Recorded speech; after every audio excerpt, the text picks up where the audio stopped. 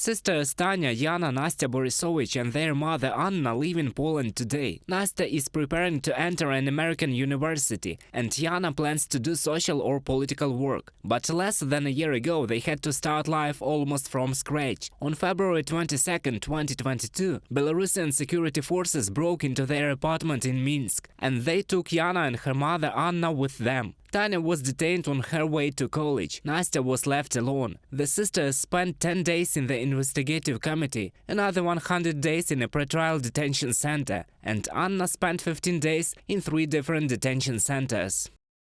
The fact that criminal proceedings were opened against her sisters, Nastya learned during a visit to the investigative committee, but traces of my mother were lost. Together with her grandmother, she called all the detention centers and the police department, but everywhere they answered, "We do not have the data." Mom was found 4 days later in a detention center in Zhobzina. Her parents were involved in transfers and search for lawyers. At the age of 70, they had to learn how to properly pack food in a pre-trial detention center, why cut a sausage, what a mirror should be like, and many other little things that do not matter in ordinary life, but become extremely important in an isolation ward. From an article of the Russian publication Holod.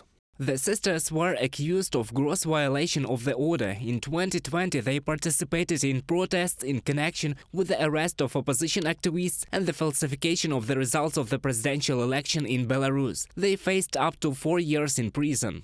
The case was heard in 6 hours. The next day, the judge monotonously read out the verdict. Yana received 2.5 years of freedom restriction, Tanya 3. A few months later, the sisters had to go to a correctional facility and work forcibly in it. In the meantime, they changed the preventive measure, and they were temporarily released. From an article of the Russian publication Holod. At first, Yana and Tanya were not going to leave Belarus, but on the 3rd day of their conditional freedom, they again came to their house with a search to look for their mother and sister who had already gone abroad. After that, they decided to leave. As Nastya calculated, she and her mother did not see Yana and Tanya for 147 days and 9.5 hours. It was the longest separation of their lives. For 100 days in the detention center, the sisters met other political prisoners, including human rights activist Marfa Rabkova. In September 2022, she was sentenced to 15 years behind bars. Marina Zolotova, editor-in-chief of one of the largest independent Belarusian publications, Tut.by, was sitting in the next cells at that time. For alleged tax evasion, incitement to extremism and a threat to national security, the Minsk city court sentenced her to 12 years in prison.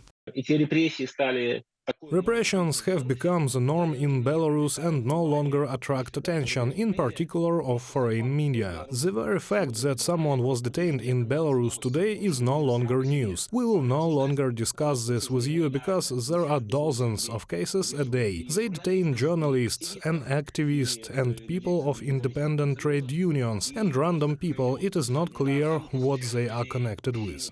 Since the beginning of Russia's full-scale invasion of Ukraine, repression in Belarus has only intensified. During the year of war, more than 1,500 Belarusians were detained for their anti-war position. Of these, 56 people were convicted in criminal cases for a term of 1 to 23 years, human rights activists of Vyasna report.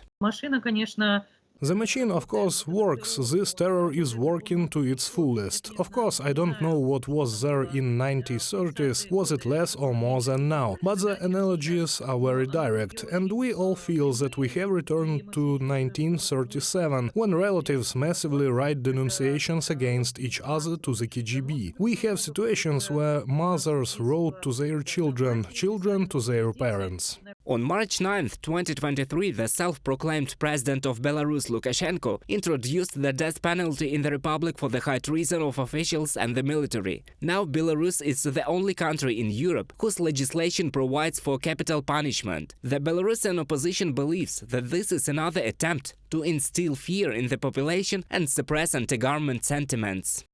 Когда ты чиновник, When you are an official and you understand that any of your comments, posts going out into the street, even if your children take part in a street action, you can be sentenced for treason. They do not even specify what treason to the state is. It can be like a comment on YouTube or you speak in Belarusian and you are already a traitor to your homeland. So, of course, he restrains people so that they don't run away.